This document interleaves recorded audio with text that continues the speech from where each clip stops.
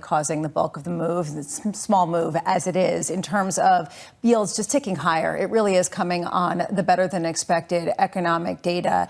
Are you saying that essentially if the Treasury remains pat, things will remain as such, but if they do start to issue more on the front end at the expense of the long end, that could cause a pretty substantial rally? Is that what you're saying? Well, I think there's varying degrees of this, right? Because I think what they're already doing in a way is kind of communicating that they're going to focus more on front-end issuance, because saying that they're not going to increase coupons for several quarters now, you're getting to the point where, given the financing needs that are coming, if you're not doing coupons in the next couple quarters, it means you're leaning more heavily on bill issuance on the front end. So even if they do nothing, even if they just maintain this kind of forward guidance that we're not changing coupons, you're going to see bills and short-dated issuance become a bigger part of the package.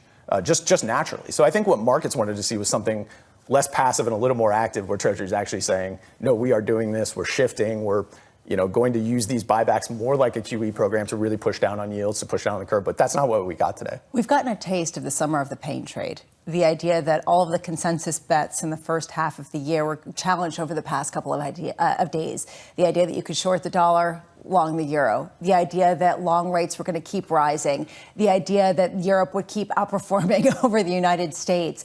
Does that have legs because of the dynamic that you just said in the rate market in particular, that you could see an ongoing flattening rather than that steepening? So the way we've been kind of viewing it is, rather than these kind of issuance discussions really being a force to push yields lower or to push the curve flatter right now, the way I'm viewing is it's really reinforcing the kind of ceiling that we've seen.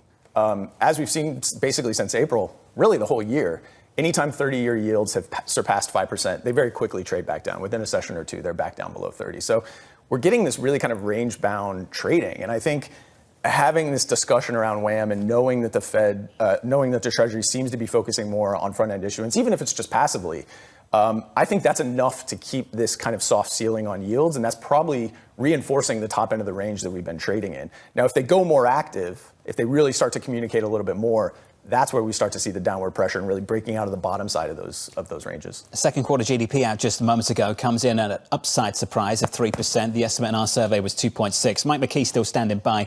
Mike, just to dig deeper into the economic data, for those of you out there that missed all of this, Mike, just go through it again. How much are the net export numbers flattering the overall story for the U.S. economy? Oh, tremendous amount, John. We saw net exports rise or fall rather by $1.026 billion. That's down from $1.359 billion. And the contribution to the change by net exports was almost 5%. So the 5% subtracted from quite a bit from what we saw. And, of course, we'd had a big rise in the first quarter. Also, though, the surprise is the slowdown in spending on both the consumer and business side. The personal consumption is up by just 1.4%. Now, that's a little bit stronger than the first quarter, but it is relatively weak compared to what we were seeing. And non-residential fixed investment falls from 10.3% in the first quarter to 1.9%. On a 6-month basis, which is kind of the way you'd want to look at it, given the trade and inventory distortions we've seen, the first 6 months, first half of 2025, growth has averaged 1.25%. In the last 6 months of 2024, growth averaged 2.75%. So a significant slowdown in the economy over the last 6 months. The president's critics will say it's his fault for the tariffs. The president will look at the top line number, I'm sure, and talk about nominal growth being stronger. He's got some thoughts on that already. Hey, Mike, thank you, sir. Mike McKee with the latest. It's not an argument you often hear on Wall Street that growth is so good, cut interest rates, but it's an argument we're getting right now from the president.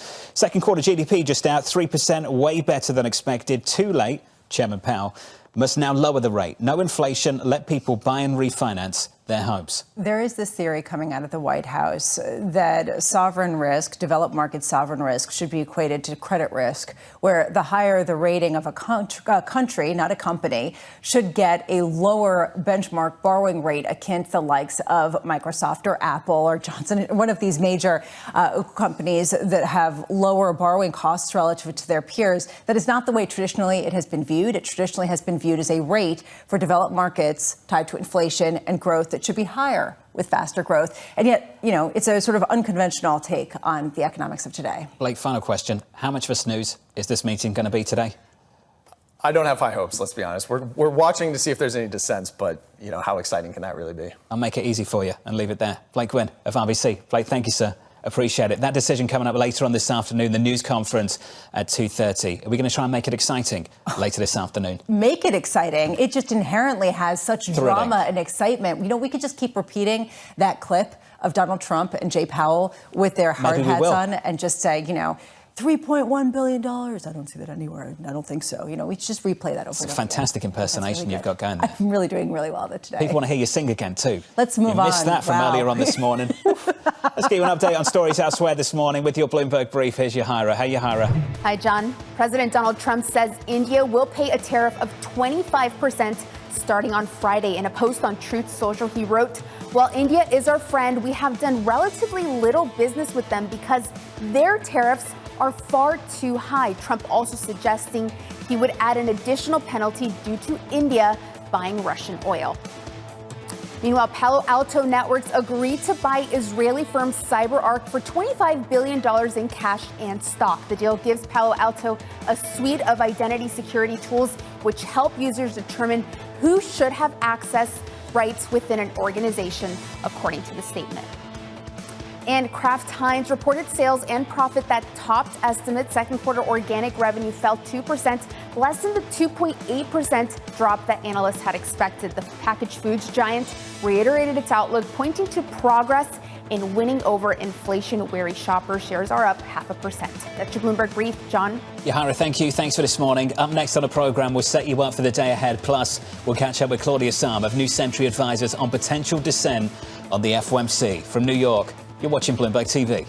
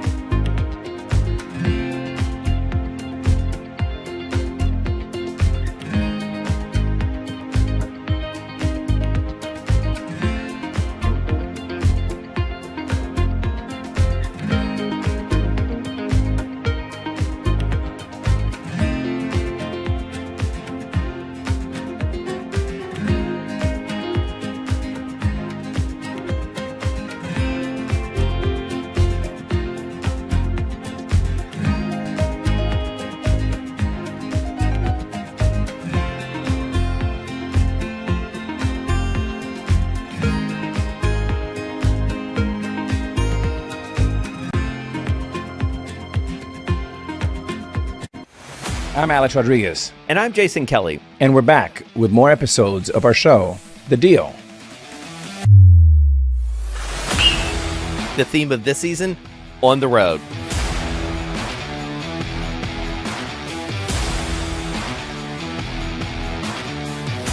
We're bringing you more behind-the-scenes conversations with the biggest names in sports, business, and culture, like Melody Hobson. I started to study women's sports like an 11-year-old studies baseball statistics, and I got dangerous in seeing up arrows.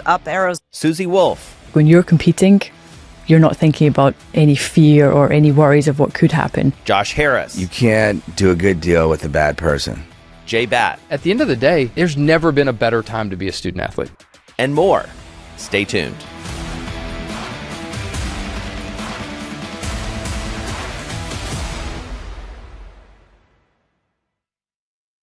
Africa, a region rife with potential for growth and opportunities, but not without its challenges. Bloomberg highlights the biggest stories, interviewing key players, and reporting on the issues impacting the region. Join us as we get to the heart of African business, politics, and economics, and ask the question, what's next? I'm Jennifer Zabasaja, and this is Next Africa. New episodes every month, only on Bloomberg.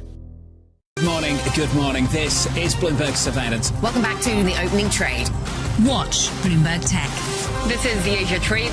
This is Wall Street Week. Welcome to Balance of Power. This is Bloomberg Television. Bringing you up-to-the-minute news whenever and wherever it happens. I'm Matt Miller, the Circuit de la Sarthe in Le Mans, and this is Bloomberg.